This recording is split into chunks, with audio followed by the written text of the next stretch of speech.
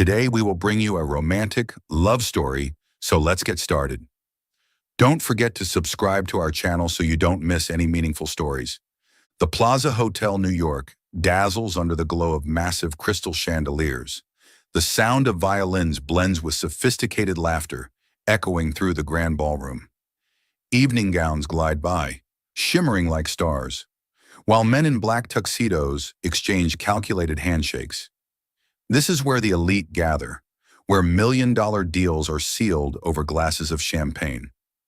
Avery Morgan, 28, stands amid the crowd, a glass of red wine glinting in her hand under the light. She just won a major lawsuit, a massive insurance corporation forced to pay millions in compensation to her clients, a working-class family unfairly oppressed. This victory isn't just about money, it's proof of her talent, a sharp-witted defense attorney who never bows to pressure. Tonight, she's here with her two best friends, Claire and Mia, to celebrate. Her form-fitting emerald green dress accentuates her slender figure. Her wavy brown hair cascades loosely, and her brown eyes sparkle with confidence tinged with a hint of mischief. "You look like you just stepped out of a Hollywood movie," Claire teases, raising her glass. "At this rate, you'll be opening your own law firm soon." Avery laughs, shrugging. "One step at a time. Tonight, I just want to finish this drink and forget the pile of paperwork on my desk." She turns, heading toward the bar for another drink, when a slight collision causes her wine glass to tip. The deep red liquid splashes, staining the black tuxedo of a man standing right in front of her. Avery freezes, looks up, and is instantly drawn into a pair of piercing, ice-cold blue eyes. The man is tall, broad-shouldered, with neatly combed dark hair, exuding an aura of authority. He glances at the wine stain on his jacket, then at her, expressionless. The crowd around them murmurs softly, but he stands still, as if the world isn't worth his concern. "Oh, I'm so sorry," Avery says quickly, pulling a tissue from her purse to dab at the stain. "I didn't mean to. I guess I was paying more attention to my drink than where I was going." She flashes a smile, adding a playful jab to lighten the mood. "I hope your jacket isn't more expensive than my lawyer fees." The man raises an eyebrow, his deep, deliberate voice resonating, each word carefully chosen. "You couldn't afford it, counselor." Avery pauses, surprised he responds. She studies him closer. Angular features, thin lips set in a stern line, but his eyes betray a faint glimmer of amusement. "So you know I'm a lawyer?" she asks, tilting her head, a sly smile spreading across her face. "Or are you just guessing to impress me?" He doesn't smile, but the corner of his mouth twitches. "I don't need to guess. You're Avery Morgan, fresh off your win against Atlas Insurance. News travels fast here." Avery raises an eyebrow, impressed but not showing it. "And you?" The mysterious man in the expensive suit with eyes that could freeze a glass of champagne. He doesn't answer immediately, just looks at her, as if weighing whether she's worth revealing his identity to. Finally, he says, "Lucas Thorne." Avery freezes. Lucas Thorne, CEO of Thorne Enterprises, the man behind a billion-dollar tech empire. She's heard of him, cold, ruthless in business, never swayed by emotion. But now, standing before her, he doesn't seem like the machine rumors depict. He's more like a puzzle, enigmatic and captivating. "So I just spilled wine on the most powerful man in the room," Avery says, her tone laced with sarcasm. "Should I be worried or proud?" Lucas tilts his head, his gaze sweeping over her, slow and deliberate, like he's reading a book. "You should be more careful. Not everyone forgives as easily as I do." "Forgive?" Avery scoffs, placing a hand on her hip. "I haven't officially apologized yet, Mr. Thorne, and if you want to sue me over that jacket, I'm ready to face you in court." This time, Lucas's lips curl into a faint smile, brief but enough to make Avery's heart skip a beat. "You're bolder than I expected," he says, his voice lower, almost a whisper. "But I don't sue interesting people like you." Their conversation stretches on, shifting from playful banter to sharp questions about work, life, and impromptu philosophies. Avery doesn't shy away from challenging him, and Lucas responds with arrogant composure. 2 drinks turn into 4, then 6. The air between them grows electric, as if the entire room fades, leaving only the two of them. As the party nears its end, Lucas leans in, whispering in her ear, "Would you like to continue this conversation somewhere quieter?" Avery knows she should say no. She's not the type to be swept away easily. But something about Lucas, his confidence, his burning gaze, his mystery, makes her nod. "Lead the way, Mr. CEO." They leave the party, stepping into the elevator to Lucas's penthouse at the hotel. The moment the doors close, the silence shatters with a kiss. It's not gentle or tentative. It's fierce, passionate, as if both have been holding back too long. Lucas's hands grip her waist, and Avery pulls him closer, all reason forgotten.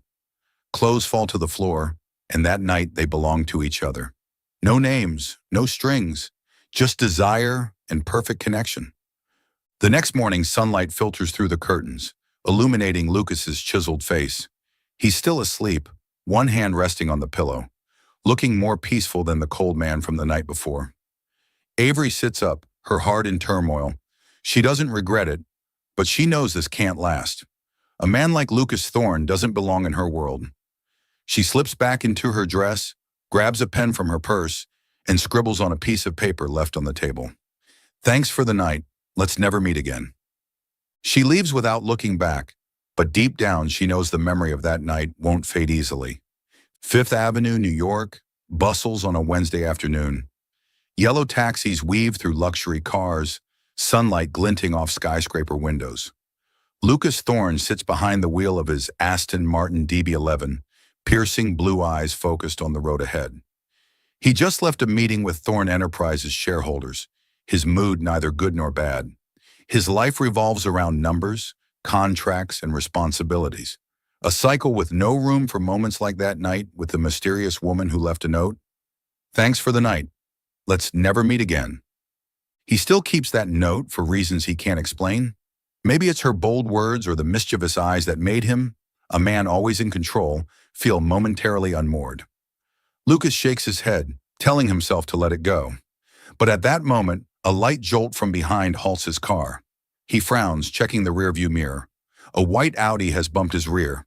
Not hard, but enough to annoy him.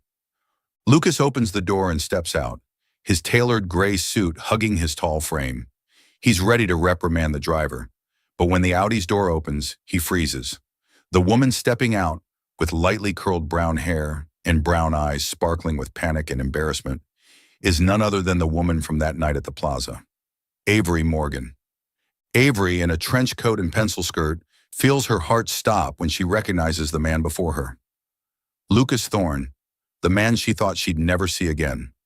She just left her law office, heading to a client meeting, and in a moment of distraction, let her car inch forward, lightly tapping the glossy Aston Martin. She curses herself, but seeing Lucas, all her prepared apologies vanish. "Well," Avery speaks first, trying to keep her voice steady despite her racing heart. She tilts her head, flashing a sly smile to mask her unease.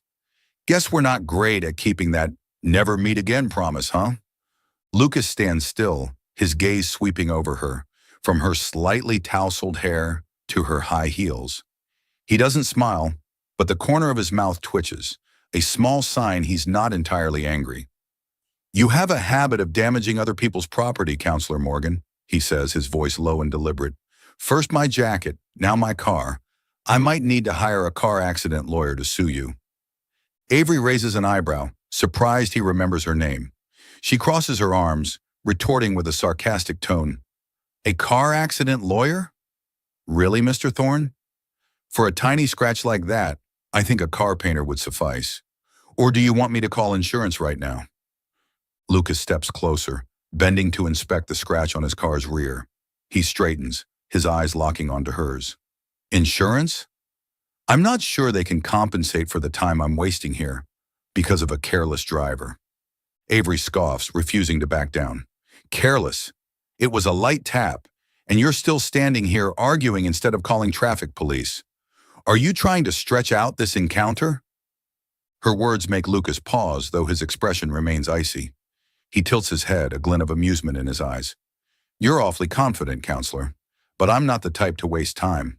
Unless the person is worth it." The air between them crackles, not just from the accident, but from the memory of that night. Avery feels her cheeks warm, but quickly regains her composure. She opens her purse, pulls out her business card, and hands it to him. If you really want to sue, here's my info. But fair warning, I'm a very good lawyer. Lucas takes the card, glancing at the text. Avery Morgan, defense attorney.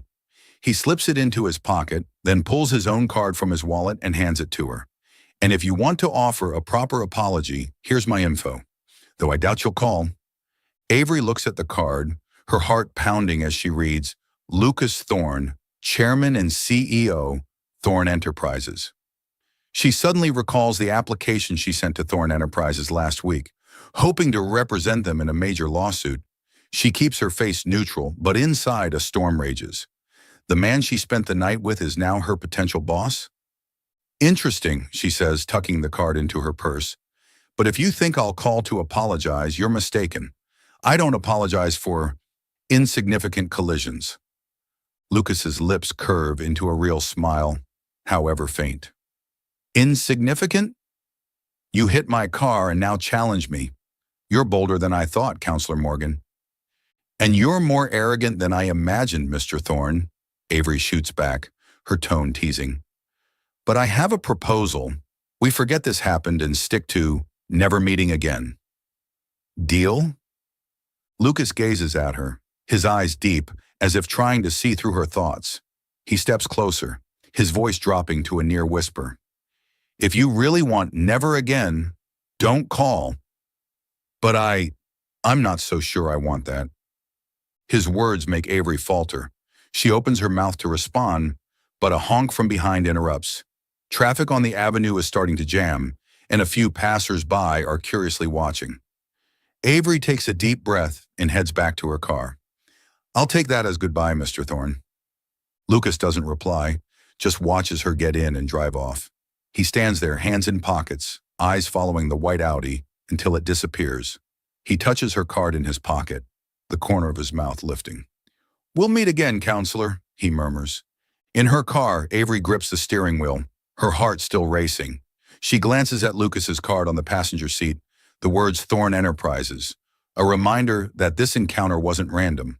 She wanted to forget him, but fate seems to have other plans. She shakes her head, muttering, No way I'm calling.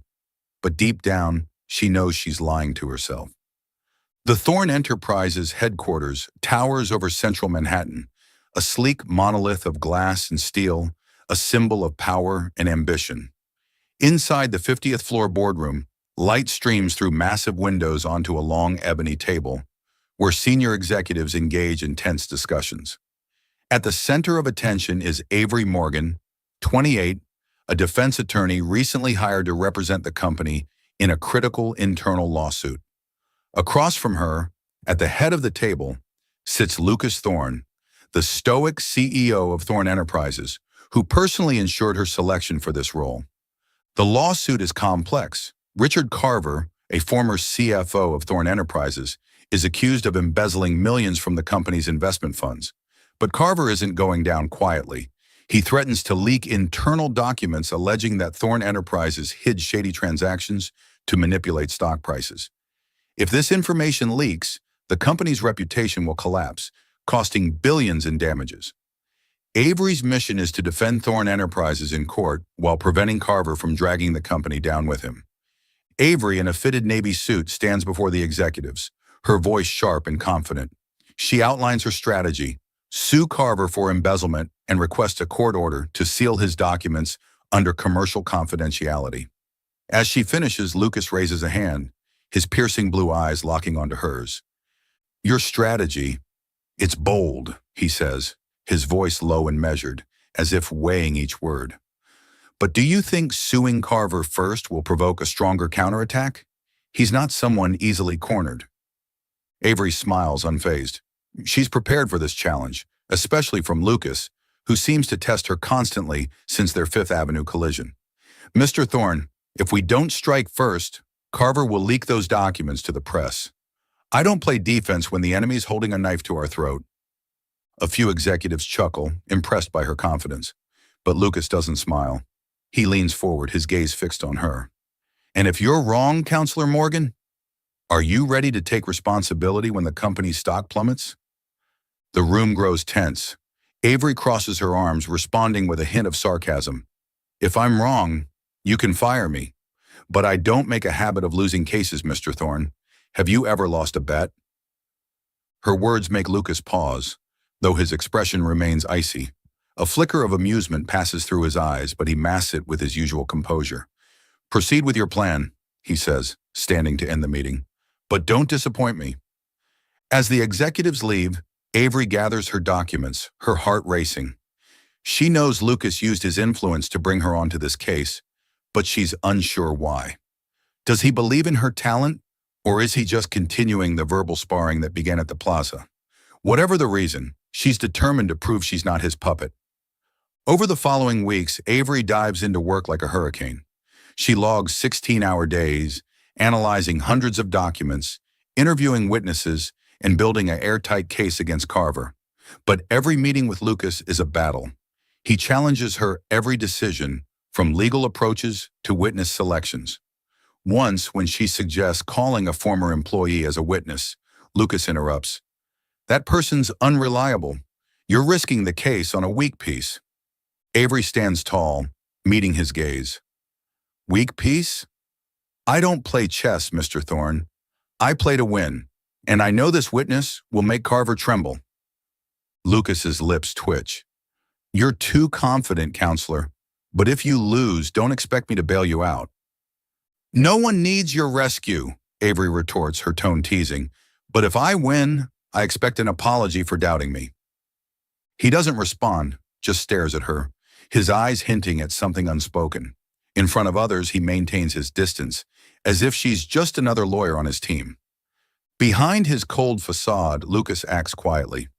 One morning, Avery receives an email from a colleague noting that a side lawsuit from a rival law firm was dropped without explanation.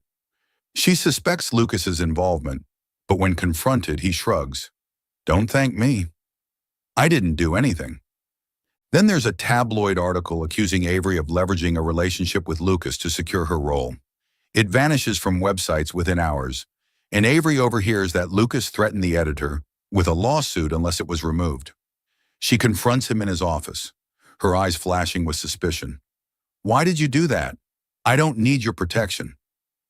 Lucas, standing by the window overlooking Manhattan, replies without turning, I'm not protecting you. I'm protecting the company's reputation. Avery scoffs, stepping closer. The company's reputation or mine? Mr. Thorne, if you want to help, just say it. Don't play mysterious.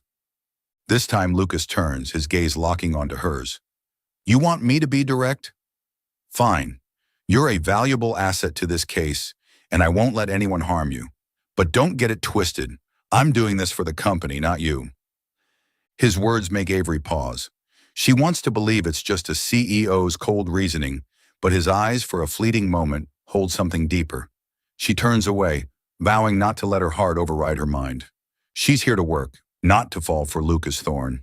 Avery Morgan drives her white Audi along the winding roads to the small town of Beacon, 3 hours from New York. Maple trees blaze red on both sides, autumn sunlight dancing on the windshield. She hasn't been back in over a year, consumed by her legal work and the intense lawsuit at Thorne Enterprises. But today, a call from her Aunt Ellen made her drop everything. Her grandmother Margaret is gravely ill and wants to see her. Her grandmother's wooden house nestles by a small lake, its weathered shingle roof and porch brimming with geraniums. Stepping inside, Avery is greeted by the scent of freshly baked cookies and chamomile tea, stirring memories of childhood summers spent running through the garden, listening to her grandmother's stories of war and friendship. Margaret, now 78 and frail, sits in an armchair, her eyes lighting up at the sight of her granddaughter. My girl, Margaret smiles, her voice raspy but warm. You look stronger than ever. How's work? Avery sits beside her, taking her thin hand. It's fine, Grandma, but I'm more worried about you. Why didn't you tell me you were sick? Margaret waves dismissively, as if illness is trivial. I'm old, Avery, but I want you to see something before I rest for good. She points to an old wooden box on the table, carved with roses. Open it. Avery frowns, curious. She pulls the box closer, lifts the lid, and a faint scent of aged wood wafts out. Inside are yellowed letters tied with a red ribbon and a black and white photo of two men in military uniforms smiling brightly. She instantly recognizes the man on the left, her grandfather, Henry Morgan, in his youth. The man on the right is unfamiliar, but his angular face and sharp eyes feel strangely familiar. "Grandma, what is this?" Avery asks, her voice tinged with suspicion. Margaret smiles mysteriously. "Read the top letter. It'll explain everything." Avery carefully opens the letter, its handwritten script clear, but slightly shaky, as if written in a moment of emotion. It begins, August 15th, 1965. Dear Henry, you and I survived the darkest days, and now with the war behind us, I want to honor our promise. If my grandson, Lucas, and your granddaughter, Avery, are still single past 30, we'll let them marry. A playful vow, but who knows what fate holds? Your friend, Edward Thorne. Avery's heart stops. Lucas Thorne. His name rings in her mind like a bell, conjuring memories of the night at the plaza, the Fifth Avenue accident, and the tense meetings at Thorne Enterprises. She flips through the other letters, each detailing the friendship between Henry Morgan and Edward Thorne, two soldiers who fought together in World War II, vowing to unite their families in the next generation. A small note outlines the promise. If Avery and Lucas remain unmarried by 30, they'd be arranged to meet. "Grandma," Avery whispers, her voice trembling. "Is this real? Lucas Thorne is part of this promise?" Margaret nods, her eyes twinkling. "Your grandfather and I used to laugh about it. It was a joke, but he believed fate would bring you together. I don't know what Lucas is like now, but if you've met him, give him a chance." Avery sits in silence, still clutching the letter. She's stunned, not just by the promise from the past, but because Lucas, the man she's tried to keep at a distance, is tied to her by an invisible thread. She recalls his deep gaze, rare smiles, and quiet ways of protecting her. But does he know about this promise? And if so, why hasn't he said anything? The next evening, Avery returns to Manhattan, carrying the wooden box in a turbulent mind. She can't wait any longer. She needs to confront Lucas. She drives straight to Thorne Enterprises headquarters, despite it being nearly 9 p.m. The building is nearly empty, with only a light glowing from the 50th floor, Lucas's office. She steps into the elevator, heart pounding, the 1965 letter in her purse like a ticking time bomb. Pushing open the office door, she finds Lucas at his desk, sleeves rolled up, the computer screen casting light on his chiseled face. He looks up, startled to see her. "Avery?" he calls, his voice low but tinged with concern. "What's wrong? Are you okay?" Avery doesn't answer immediately. She steps forward, places the letter on his desk, and locks eyes with him. "Read it," she says, her voice firm but trembling slightly, "and tell me if you knew about it." Lucas frowns, picking up the letter. As he reads, his expression doesn't change, but his eyes darken, as if a secret has been exposed. He sets the letter down, stands, and steps closer to her. "I knew," he admits, his voice low and sincere. "Since the night at the plaza, I looked into your background and saw the name Morgan. I remembered my grandfather's stories about a war buddy, and I connected the dots." Avery feels heat rush to her face. "You knew back then? And you said nothing? Did you think this was a game, Lucas?" He shakes his head, his gaze unwavering. "Not a game. I didn't tell you because I didn't want a childish promise from our grandparents to bind you. I wanted you to choose me because you wanted to, not because of a 60-year-old piece of paper." His words make Avery pause. She wants to be angry, to accuse him of hiding the truth, but the sincerity in his voice shakes her. She turns away, staring out the window at Manhattan's twinkling lights, like stars. "You don't get it, Lucas. I don't want my life dictated by fate. I want to decide my own path." Lucas steps behind her, not touching her, but his voice is closer, warm and resolute. "I don't want to be dictated by fate either. But that night, the accident, every moment we've shared, it wasn't fate. It's because I can't stop thinking about you, Avery." She turns, her eyes meeting his. In that moment, she sees a different Lucas. Not the cold CEO, but a man willing to bear his heart. She's moved, but her reason holds her back.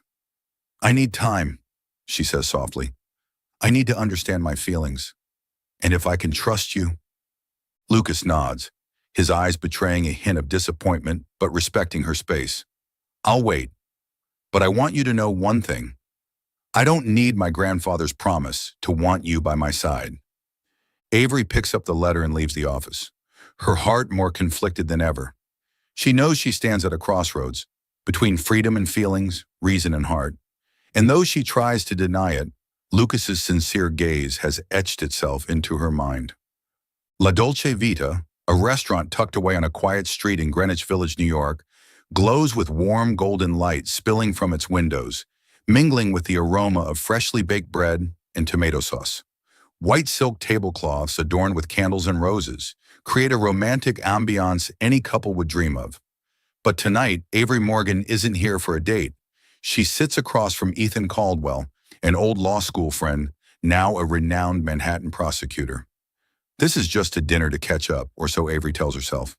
In a simple yet elegant black silk dress, Avery laughs more than usual, trying to push Lucas Thorne from her mind.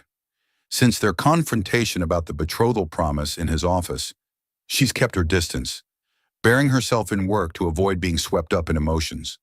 The promise from their grandparents, a playful jest from 60 years ago, has left her conflicted.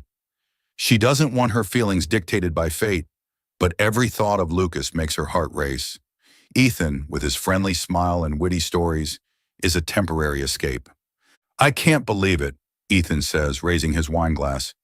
The girl who argued with our law professor until she was red in the face is now New York's hottest lawyer. You're making me jealous, Avery. Avery laughs, shrugging. Hottest? I'm just trying not to drown in paperwork. What about you, Prosecutor Caldwell? I hear you just won a big case? Ethan tilts his head, his eyes gleaming with interest. I did, but I don't brag like you. Come on, tell me. What's it like working for Thorne Enterprises? Is Lucas Thorne as intimidating as they say? The question catches Avery off guard. She sips her wine, hiding her unease. He's complex, but I'm not there to be his friend. I'm there to win the case. Ethan chuckles, but his eyes seem to sense something. Complex, huh? Sounds like you've got a story to tell. Avery opens her mouth to respond, but a figure at the restaurant's entrance makes her freeze. Lucas Thorne, in a fitted black suit, strides in, his eyes dark as a storm cloud. He doesn't glance around or greet anyone, heading straight for Avery's table as if she's the only person in the room. The restaurant's patrons murmur, sensing the tension radiating from the powerful man. Avery grips her wine glass, her heart pounding. Lucas stops at their table, his gaze locked on her, his voice icy but laced with meaning. Counselor Morgan, seems you're free enough to have time for a date, huh? The restaurant falls silent. Ethan frowns but remains polite, standing and extending a hand. I'm Ethan Caldwell, Avery's friend. You are? Lucas doesn't even glance at Ethan, his eyes fixed on Avery. I don't care who you are, he cuts in, his voice low like thunder. But tonight, she's leaving with me. Avery flushes, a mix of embarrassment and anger. She stands abruptly, her voice sharp. Lucas, you can't just show up and give orders like that. I'm having dinner with a friend. There's no law against it. Ethan places a hand on Avery's shoulder, trying to calm her. I think Avery's grown enough to make her own choices, buddy. Big mistake. Lucas slams his hand on the table, the sound startling nearby diners. She's my fiancée, he growls, his gaze freezing everything around him. And I don't share. The restaurant goes dead quiet. Avery feels heat rush to her face. Fiancé? He dares say that in front of everyone, after she told him she needed time? She grabs Lucas's arm, pulling him outside, ignoring the curious stares. We need to talk, now. Outside, the cool Manhattan night air brushes against them, the distant Manhattan bridge lights twinkling. Avery crosses her arms, her eyes blazing. What's wrong with you, Lucas? Fiancé? You think you can claim me like that just because of our grandparents' promise? Lucas stands still, his eyes still dark, but his voice softens, almost pained. You think I want this? You think I want to lose control just because I saw you smiling at another man? Avery freezes. She's never seen Lucas like this. Not the cold CEO, but a man torn by emotion. She opens her mouth to respond, but he's already moving to his car, opening the door and gesturing for her to get in. Get in! We're not talking here. She hesitates, but the resolve in his eyes makes her nod. They drive in silence, the air heavy like the calm before a storm. Lucas stops the car on the Manhattan Bridge, where city lights reflect off the Hudson River, creating a scene both romantic and lonely. He turns off the engine, facing her, his eyes deep. Avery, he says, his voice hoarse, you want me to stay quiet? Let you go out with another man? Sorry, I can't. I can't stand seeing you smile at anyone but me. Avery takes a deep breath, trying to stay calm.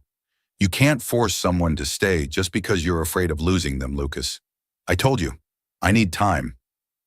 Lucas grips the steering wheel, his gaze burning. Time. I've given you time, but every day I think of you. About that night, the accident, the way you make me feel alive. I'm scared, Avery.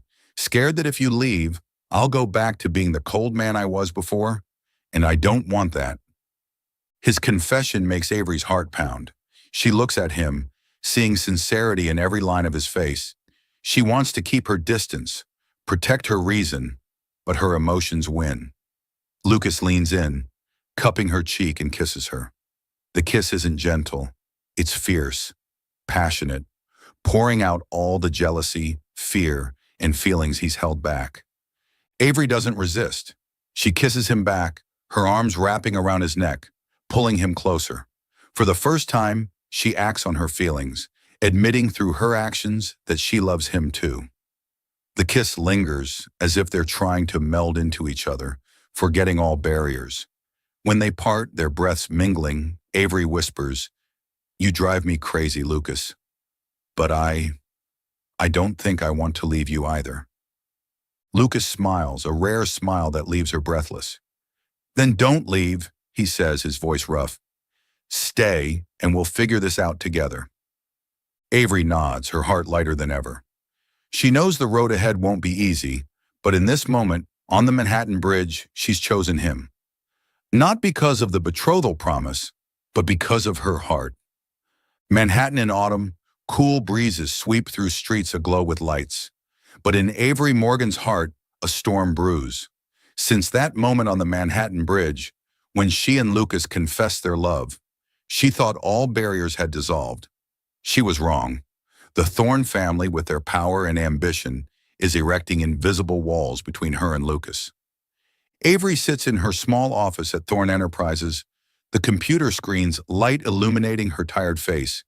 The lawsuit against Richard Carver, the company's former CFO, nears its climax.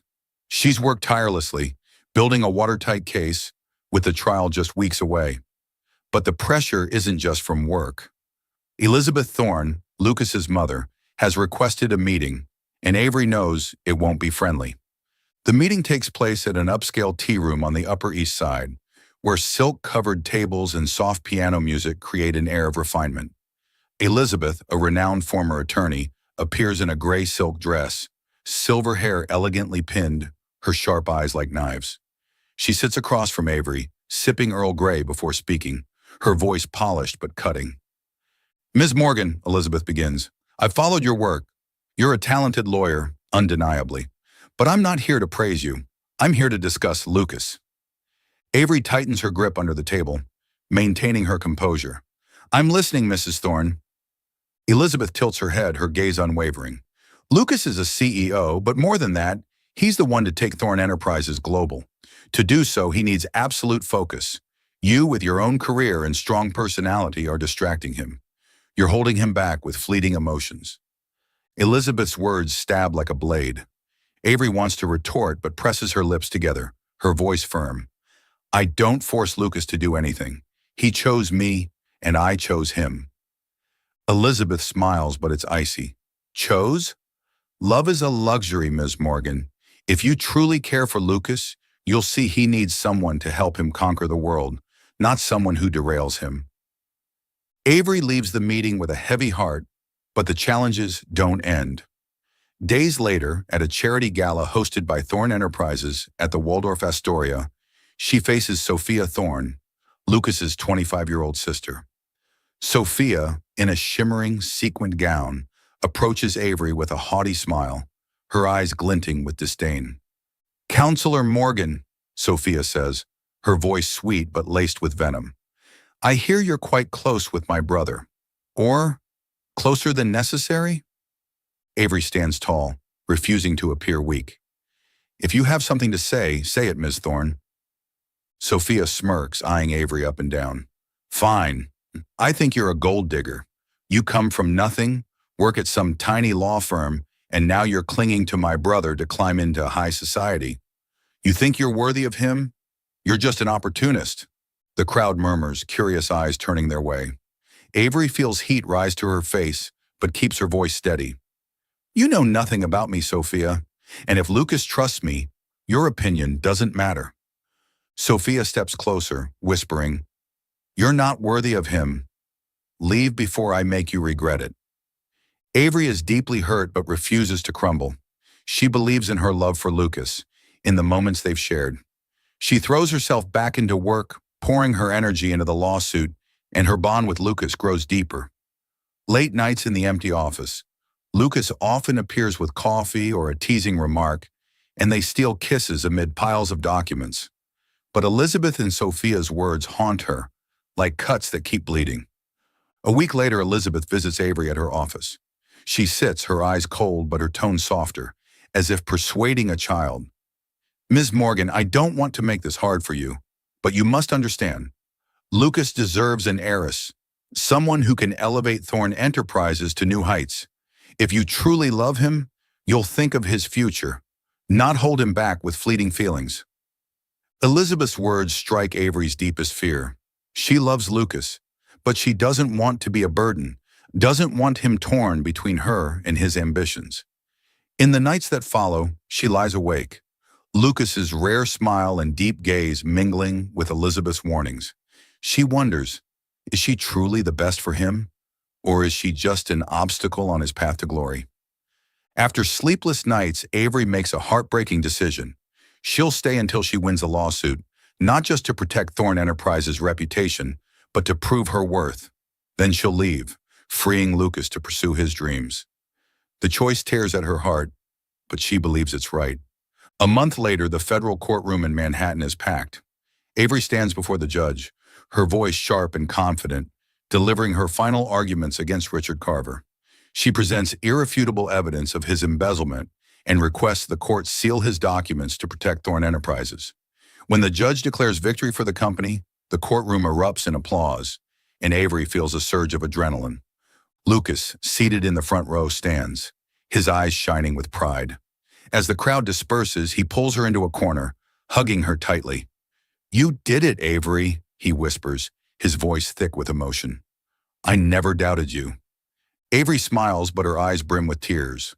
She looks up, pulls him down, and kisses him, a deep, passionate kiss, as if to etch this moment into her heart. To her, it's a goodbye kiss. When they part, Lucas notices the tears on her cheeks. "Avery, what's wrong?" he asks, worried. She shakes her head, forcing a smile. "I'm just happy we won the case, really." But her heart aches. That night, she writes a letter by hand, each word tearing her apart. "Lucas, I'm sorry. I know Thorne Enterprises is everything to you, and you deserve heights I can't reach. I'm just a small-time lawyer, and I'm afraid of being the reason you lose what you're meant to have. Goodbye, Lucas. Please forget me. Avery." She sends the letter to his office, submits her resignation from Thorne Enterprises, and leaves Manhattan the next morning. When Lucas receives the letter, he's in his office, sunlight streaming through the window onto his face. He reads each line, his hands trembling, and the letter falls to the desk. For the first time in his life, he feels everything collapse. He cancels all meetings, shuts off his phone, and disappears from the company for 3 days. Thorne Enterprises descends into chaos, executives scrambling to find him. But Lucas doesn't care. All he knows is that the woman who brought his heart to life is gone, and the pain is deeper than any failure he's ever known. Lucas Thorne sits in his 50th floor office at Thorne Enterprises, sunlight streaming through the large window onto Avery's handwritten letter, now creased from being read repeatedly.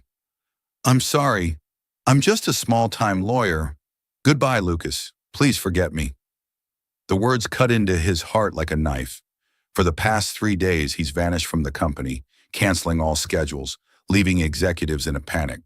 But nothing matters more than Avery, the woman who brought his heart to life, now gone.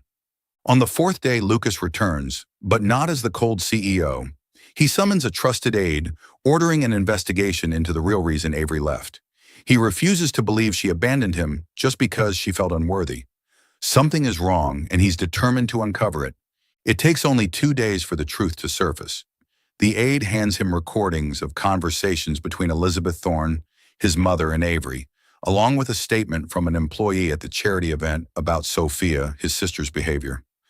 Lucas listens to every word, Elizabeth calling Avery a hindrance to his career, Sophia publicly humiliating her as a gold digger. His fists clench, his eyes darkening. His family, the people he loves, drove the woman he loves away. Without hesitation, Lucas drives to the Thorne estate in the Upper East Side, where Elizabeth and Sophia are having breakfast. The dining room's atmosphere tenses as he storms in, his eyes icy. Elizabeth looks up, smiling politely. "Lucas, are you all right? The company's in chaos because you disappeared." "All right," Lucas growls, slamming a folder of evidence onto the table. "What did you and Sophia do to Avery? You think you have the right to meddle in my life?" Elizabeth pales but maintains her composure. "Son, I only want what's best for you. Avery's a fine girl, but she's not suitable. You need someone to help you take Thorne Enterprises to new heights, not a lawyer with an impulsive streak." Sophia, seated beside her, smirks. "Brother, she's a gold digger. I just spoke the truth. You should thank me for making her leave." Lucas slams his hand on the table, the sound startling them both. "Enough!" he roars, his eyes blazing. "Avery is the only woman who makes me feel truly alive. She doesn't need my money or status, but I need her. If you and Sophia can't accept that, I'll choose her, even if it means giving up this family." Elizabeth is stunned, for once at a loss for words. Sophia opens her mouth to argue, but Lucas's glare silences her. He turns away, his voice low but resolute. "Don't make me choose again, because I won't choose family." Lucas knows he must find Avery. He hires a private investigator, and within days learns she's in Beacon, the small town where her grandmother lives. Avery hasn't returned to law. Instead, she's volunteering at an orphanage, organizing classes and caring for children without families. Lucas smiles bitterly at the news. That's so Avery. Strong, resilient, always putting others first. But he knows she won't come back easily. She left thinking it was best for him, and words alone won't convince her. He needs a grand gesture, an undeniable declaration. Lucas contacts Claire, Avery's best friend, and shares his plan. Claire, initially skeptical, agrees to help after seeing his sincerity. "She'll kill me for this," Claire says, "but I know Avery loves you. Don't hurt her again, Lucas." Lucas organizes a major charity event in Beacon, aimed at raising funds for the orphanage where Avery works. He knows she won't refuse to attend an event tied to the children she cares for. The event is held at the town's largest hall, with hundreds of guests, from donors to reporters. Lucas invests millions to make it unforgettable, but his sole purpose is to bring Avery back to him. On the night of the event, Beacon's hall sparkles with lights. Silk-covered tables are adorned with white roses, and a string quartet plays soft symphonies. Avery stands in a corner, in a simple pale green dress, chatting with children from the orphanage. She's tried to start anew in Beacon, finding joy in helping others, but her heart aches whenever she thinks of Lucas. She tells herself leaving was the right choice, but the longing for him is a wound that won't heal. Claire appears, pulling her toward the stage. "Avery, you have to hear this speech. It's important for the orphanage." Avery frowns but follows unsuspecting. She stands in the crowd, unaware her life is about to change forever. When the stage lights flare, Lucas Thorne steps out, in a fitted black suit, his deep blue eyes scanning the room. The crowd applauds, but he raises a hand for silence. "Thank you all for coming," he begins, his voice resonating through the hall. "Tonight, we're here to support Beacon's orphanage. But I have a more personal reason. I once thought success was everything. Money, power, prestige. I was wrong. I realized I only need one person to show me what it means to truly live. The room falls silent. Avery, in the crowd, feels her heart pound. She recognizes that voice, those eyes. Lucas continues, his voice hoarse with emotion. That woman spilled wine on my jacket, crashed into my car, and drove me crazy with a single smile. She left because she thought it was best for me, but she was wrong. I don't need fame or an empire without her. He pulls a small velvet box from his pocket, opening it to reveal a sparkling diamond ring. The crowd gasps, and Avery feels tears stream down her cheeks. Lucas looks out into the audience, his voice unwavering. Avery Morgan, if you're here, come up. I need you to hear this in person. The audience turns, searching. Claire gently nudges Avery, whispering, Go, you idiot. He loves you.